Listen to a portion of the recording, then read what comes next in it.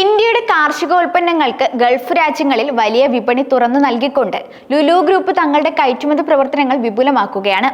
അതേസമയം ഏഷ്യയിലെ ചില രാജ്യങ്ങളിൽ, പ്രത്യേകിച്ച് മലേഷ്യയിൽ റീറ്റെയിൽ പ്രവർത്തനങ്ങളിൽ ലുലുവിന് തിരിച്ചടി നേരിടേണ്ടി വന്നിട്ടുണ്ട്.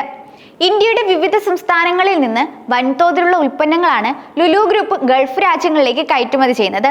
ഇതിനായി പഞ്ചാബ്, ഉത്തർപ്രദേശ്, ജമ്മു കാശ്മീർ എന്നിവിടങ്ങളിലായി വലിയ സ്റ്റോറേജുകൾ ലുലു സജ്ജീകരിക്കുന്നുണ്ട്. കർഷകരിൽ നിന്ന് നേരിട്ട് ഉൽപ്പന്നങ്ങൾ ശേഖരിച്ച് അവ ഈ സ്റ്റോറേജുകളിലേക്ക് എത്തിച്ച് സംസ്കരിച്ചാണ് ഓരോ രാജ്യങ്ങളിലേക്കും കയറ്റുമതി ചെയ്യുന്നത്. ഇത് ഇടനിലക്കാരെ ഒഴിവാക്കി കർഷകർക്ക് മികച്ച വില ഉറപ്പാക്കാൻ സഹായിക്കുന്നു. കഴിഞ്ഞ സാമ്പത്തിക വർഷത്തിൽ ഡിസംബർ വരെയുള്ള കണക്കുകൾ പ്രകാരം $448 ദശലക്ഷം ജൈവ ഉൽപ്പന്നങ്ങളാണ് ഇന്ത്യ കയറ്റുമതി ചെയ്തത്.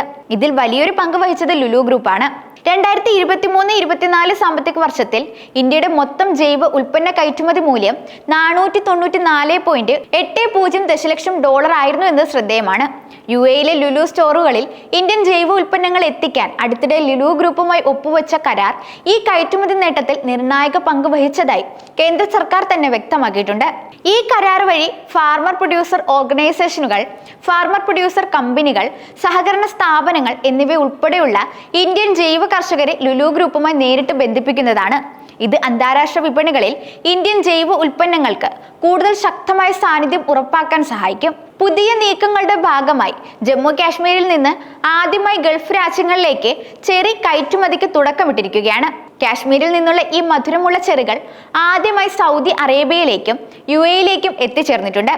റിയാദിലെ ലുലു സൂപ്പർ മാർക്കറ്റിൽ വെച്ച് നടന്ന ഒരു ചടങ്ങിൽ ഈ ഇറക്കുമതിയുടെ ഔദ്യോഗിക ഉദ്ഘാടനം നിർവഹിച്ചതായി ഇന്ത്യൻ എംബസി റിപ്പോർട്ട് ചെയ്യുകയും ചെയ്തു.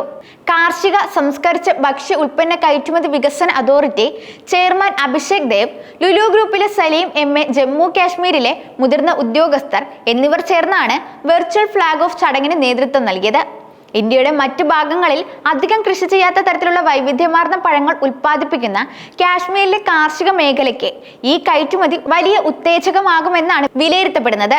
ആഗോള ഗുണനിലവാരവും ലോജിസ്റ്റിക്സ് മാനദണ്ഡങ്ങളും പാലിക്കാൻ കർഷകരെ പ്രാപ്തമാക്കുന്നതിൽ ഉത്തരവാദിത്തോടെ പ്രവർത്തിക്കുന്നുണ്ടെന്നും അദ്ദേഹം കൂട്ടിച്ചേർക്കുന്നുണ്ട്. കാശ്മീരിൽ നിന്ന് ചെറി കയറ്റുമതിക്ക് നേതൃത്വം നൽകുന്ന ഇഷാൻ എന്നയാൾ വ്യക്തമാക്കിയത്, ഊഷ്മളമായ നിറം, സമ്പന്നമായ രുചി, പ്രകൃതിദത്ത പോഷക മൂല്യം എന്നിവയാൽ കാശ്മീരി ചെറികൾ ആഗോള വിപണിയിൽ ശ്രദ്ധ നേടേണ്ടതാണ് എന്നാണ്. ഗുണനിലവാരത്തിലും ഉപഭോക്തൃ ആകർഷണത്തിലും കാശ്മീരി ചെറികൾക്കുള്ള മികവ് വിപണി കീഴടക്കുമെന്നതിൽ സംശയമില്ല. ആപ്പിൾ, വാൽനട്ട്, കുങ്കുമപ്പൂവ് എന്നിവ ഉൾപ്പെടെ ജമ്മു കാശ്മീരിൽ നിന്നുള്ള മറ്റു ഉൽപ്പന്നങ്ങളുടെ കയറ്റുമതിയും പദ്ധതിയിൽ ഉണ്ടെന്നും അദ്ദേഹം അറിയിച്ചിട്ടുണ്ട്. അതേസമയം മികച്ച ഗുണനിലവാരവും രുചിയും കാരണം കാശ്മീരി ചെറികൾക്ക് സമാനതകളില്ലാത്ത കയറ്റുമതി സാധ്യതയുണ്ട്. പ്രാദേശിക ഉൽപ്പന്നങ്ങൾ ഉപയോഗിച്ച് ഉയർന്ന മൂല്യമുള്ള പ്രത്യേക വിപണികളിൽ പ്രവേശിക്കുന്നതിലൂടെ ഇന്ത്യയുടെ കാർഷിക കയറ്റുമതി കൂടുതൽ വിപുലമാക്കുക എന്ന തങ്ങളുടെ വിശാലമായ കാഴ്ചപ്പാടുമായി ഈ പദ്ധതി യോജിക്കുന്നു. സൗദി അറേബ്യയിലെയും UAE-യിലെയും ലുലുവിന്റെ പ്രീമിയം റീറ്റെയിൽ ഔട്ട്ലെറ്റുകളായിരിക്കും കാശ്മീരിൽ നിന്ന് ഇറക്കുമതി ചെയ്യുന്ന ചെറികൾ ലഭ്യമാക്കുക.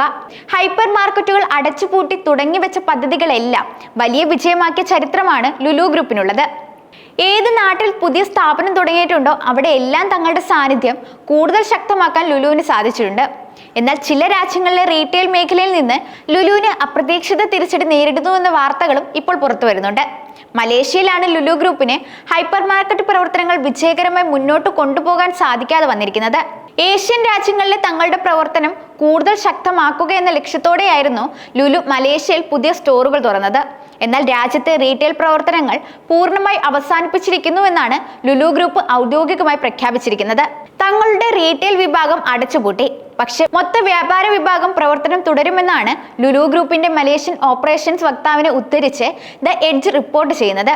ജൂൺ 9 തന്നെ കോലാലംപൂരിൽ ക്യാപ്സ്കൈറിൽ സ്ഥിതി ചെയ്തിരുന്ന ലുലുവിന്റെ മലേഷ്യയിലെ ആദ്യ ഔട്ട്ലെറ്റിന്റെ വാതിലിൽ പ്രവർത്തനം അവസാനിപ്പിച്ചതായുള്ള നോട്ടീസ് പതിപ്പിച്ചിരുന്നു. അടച്ചുപൂട്ടലിന്റെ ഭാഗമായി ഈ വർഷം ആദ്യം മുതൽ ലുലു മലേഷ്യയിലെ ഔട്ട്ലെറ്റുകളിൽ വിവിധ പ്രൊമോഷനുകളും ക്ലിയറൻസ് വിൽപ്പനകളും നടത്തിയിരുന്നു. 2016-ലാണ് മലേഷ്യൻ റീറ്റെയിൽ മാർക്കറ്റിലേക്കുള്ള ലുലു ഗ്രൂപ്പിന്റെ കടന്നുവരവ്.